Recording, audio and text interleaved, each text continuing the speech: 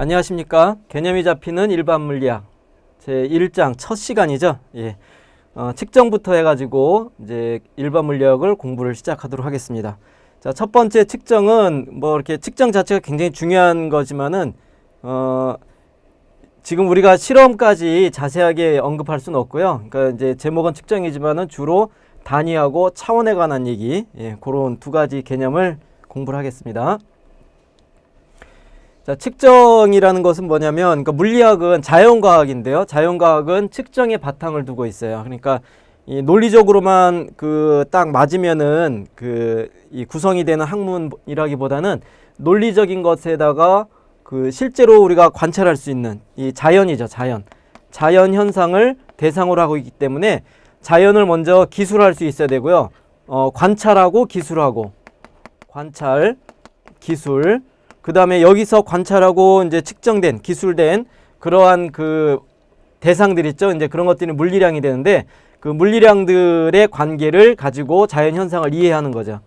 이해할 수 있어야 되고, 그래서 이해한다는 것이 결국에는 어떤 관계식을 찾아낸다. 그게 이제 법칙이 되는 거죠. 자연 법칙, 물리 법칙이 되는 거고, 그 다음에 이제 이러한 물리 법칙에 수학적인 개념의 논리적인 성질을 같이 추가하면은 지금 현재는 관찰이 안 되고 있지만은 앞으로 일어날 수 있는 일들에 대해서 예측할 수 있는 거죠. 예측. 그래서 이런 것들을 다 잘 논리적으로 잘 쌓아 나가기 위해서는 가장 중요한 것이 관찰이 돼야 돼. 우리가 바라보는 게 뭐냐 하는 것. 그래서 그 관찰하는 가장 기본적인 방법이 측정이 된다 하는 거죠. 근데 사실은 이제 이 측정도 양자역학으로 넘어가면 굉장히 좀 주의 있게 조심하게 다뤄야 돼요. 일단 이제 지금 우리가 앞에서 얘기하는 것은 고전적인 개념의 측정, 우리가 어떤 물리 현상 또는 물체의 사물의 성질을 제3자 입장에서 바라만 볼 수 있다 하는 거죠. 그래서 이러한 측정의 대상이 되는 것들이 물리량이 되겠습니다. 그래서 우리가 알고 있는 물리량들, 길이, 시간, 질량, 온도, 압력, 전기 저항 등등등. 그래서 이러한 물리량들의 관계를 이제 이해하는 것이 물리 법칙이 되겠죠. 근데 이렇게 측정한 값들을 이제 어떻게 표시하냐면 숫자, 수학에 나오는 숫자로 표시할 거잖아요. 근데 길이가 2라는 숫자를 얻었다, 시간도 2라는 숫자를 얻었다 했을 때 이게 길이에 관한 것이냐 시간에 관한 것이냐를 구분하기 위해서 이름을 붙여줘야 되죠. 그래서 측정된 물리량의 측정값에 이름을 붙이는 것이 단위다, 물리량의 단위. 그래서 길이의 경우에는 미터, 그 다음에 시간의 경우에는 세크, 초, 그렇게 붙여주면 이거는 길이구나, 이거는 시간이구나, 그렇게 할 수 있는 거죠. 자, 근데 이렇게 이름을 붙일 때 또 다른 것은 크기에 대해서 우리가 정확하게 정의를 해야 되기 때문에 이름 외에 미터라고 이름을 붙였을 때 미터에 관찰이 된, 측정이 되는 값에 대한 기준을 정해야 되죠. 그것이 이제 스탠다드, 표준이 되겠어요. 그래서 1이라는 값, 주어진 단위에 대해서 1이라는 값으로 정의되는 양에 대해서, 물리량에 대해서 기준을 정하자. 이것이 표준이 되는데, 이제 이러한 단위와 표준을 정한 것이 SI 단위계, 국제 표준 단위계가 있어요. 그래서 모든 이제 교과서에는 국제 표준 단위계, SI 단위계를 사용하고요. 지금 미국이나 영국에서는 영국 공학계 단위계를 따로 쓰죠. 써왔던 단위계이기 때문에. 물론 우리나라도 옛날에 단위가 다른 단위를 썼죠. 근데 지금 우리는 SI 단위계를 많이 사용하고 있다 하는 겁니다. 자, 그래서 국제 단위계, SI 단위계, 이제 줄여서 SI 단위계 또는 미터계 그렇게도 쓰는데, 이제 가장 기본이 되는 물리량들을 정했어요. 그래서 기초 단위를 정한 것이 길이, 시간, 질량에 관한 기초 단위를 정했고, 단위 이름을 미터, 초, 세컨, 그 다음에 킬로그램. 원래 이제 킬로라는 것이 사실은 접두예요. 그러니까 천의 의미가 있는 건데, 1000배 해준 의미가 있는데, SI 단위계에서는 그냥 킬로그램 자체를 기초 단위의 이름으로 정한 거예요. 그래서 기호로는 우리가 잘 알고 있죠. 미터, 세크, S 또는 SEC 이렇게도 쓰죠. 그 다음에 킬로그램, KG, 그런 식으로 기호까지 기억을 해야 되죠.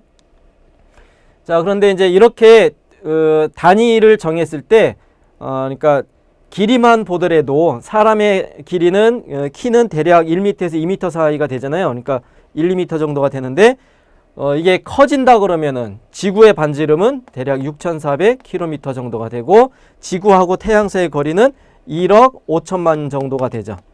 5천만 킬로미터 정도가 돼요. 그래서 이런 숫자들을 그냥 미터 단위로 다 표시하려고 그러면은 굉장히 숫자가 커지죠. 근데 작아질 때도 그 숫자가 굉장히 소수점짜리까지 표시하려면 굉장히 불편해요. 그래서 이러한 크기에 관한 것들을 이제 접두어로 묶어서 표시하자. 그러면 이미 킬로미터라는 것하고 미터라는 것의 관계가 6,400km는 6,400에다가 1000을 더 곱한 미터가 되죠. 그죠? 그래서 이렇게 단위에다가 접두어를 붙여서 중요한 숫자 위주로 크기를 나타낸 건 접두어로 묶어서 표시하자 하는 거죠. 그래서 SI 접두어가 있는데 이건 여러분들이 꼭 암기를 해야 돼요. 그래서 평소에 이미 알고 있는 것도 있고 잘 안 쓰다가 나중에 접두어가 등장할 때 당황하지 않도록 평소에 암기를 해 놓읍시다.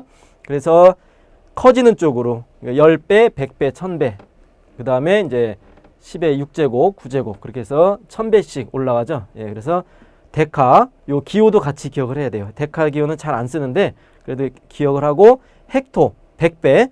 요 헥토는 그 헥토파스칼 들어봤죠? 일기예보 할 때. 그죠? 태풍이 오거나 할 때 저기압, 고기압 얘기하면서 헥토파스칼. 그럼 파스칼이라는 단위의 100배다. 100파스칼에 해당한다. 그런 의미고요. 그 다음에 킬로, 굉장히 많이 쓰는 거죠. 예, 1000배, 킬로미터, 1000km. 그 다음에 메가, 기가, 테라. 요로 정도는 요즘에 이제 컴퓨터 메모리 장치, 하드디스크에 이제 많이 쓰죠. 메가바이트, 기가바이트, 테라바이트. 그 다음에 15제곱이 페타가 된다 하는 것 잘 기억을 하고요. 이거보다 더 큰 숫자가 있는데 일단은 요 정도까지. 그 다음에 작아지는 쪽으로는 데시, 10분의 1이요. 데시는 데시벨 들어왔죠, 데시벨. 그죠? dB, 데시벨. 소음의 기준을 얘기할 때. 그래서 데시벨은 벨이라는 값의 10분의 1이다 하는 거고요. 그 다음에 센티, 제일 많이 쓰죠? 센티, 100분의 1, 센티미터, 1cm, 2cm. 그 다음에 밀리도 많이 쓰죠. 이건 1000분의 1. 그 다음에 마이크로, 그 분자들의 크기가 대략 마이크로, 미생물.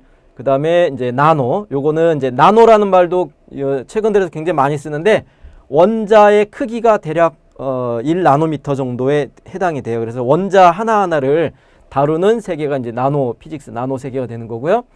그 다음에 피코, 펜토. 펜토는 원자 핵의 크기를 대략 이 정도로 봐요. 그렇기 때문에 이런 것들은 펜토나 나노나 마이크로, 밀리 이런 것들은 굉장히 이제 물리에서 많이 등장하는 접두어들이 되겠습니다. 잘 암기를 합시다. 이름, 기호, 크기까지 다.